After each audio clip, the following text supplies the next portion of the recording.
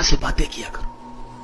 یہ کمال ہے. یقین بتاؤں آپ کو, دنیا میں بڑے آدمی سے بات کرنے کا موقع نہیں ملتا, ٹائم پہلے لینا پڑتا ہے. اول تو ٹائم ہی نہیں ملتا, مل بھی جائے تو کسی سیکرٹری کے تھرو ٹائم ملتا ہے, وہ پہلے ہی بتا دیتا ہے صاحب بہت بیزی ہیں, 5 منٹ سے زیادہ بات نہیں کر سکتے. اتنا مشکل ہے دنیا میں بڑے لوگوں سے بات کرنا. مگر میں بتاتا ہوں جس نے کائنات بنائی ہے اس سے بات کرنا کتنا آسان ہے. میرے اور رب کے بیچ میں کوئی سیکرٹری نہیں ہے. ہاتھ اٹھاؤ اور ڈائریکٹ بات کرنا شروع کرو. جتنی دیر کرنی ہے کرو نا بات.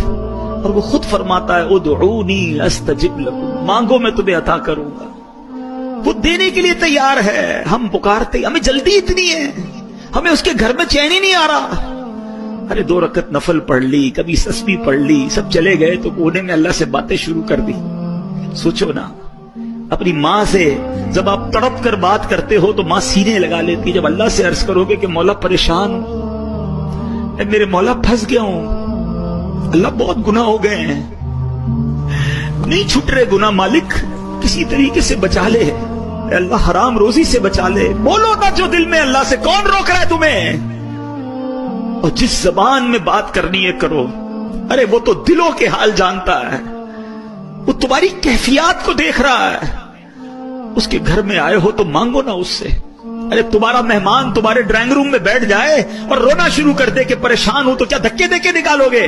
تم بولو گے گھر کے اندر آ گیا ہے, مہمان ہے, کچھ تو کرنا پڑے گا. ارے قریب کے گھر میں آ گئے جب تم اور ادھر آنسو بہانا شروع کر دیے تو کیا خالی لوٹائے گا؟ تمہیں اندازہ ہی نہیں کہ اس کے گھر میں آ کر دل سے مانگنے پر وہ کیا کیا عطا فرمائے گا. آنا جانا رکھو, تھام لو مسجد کو. ہم نہ فرشتے کو پکار سکتے ہیں اور نہ کسی ولی اللہ کو پکار سکتے. پکارو اللہ کو. قال ربکم ادعونی استجب لکم ان الذین یستکبرون عن عبادتی سیدخلون جہنم داخرین. تمہارا رب کہتا ہے مجھے پکارو, مجھ سے مانگو, میں تمہیں دوں گا, تمہاری دعا سنوں گا, قبول کروں گا.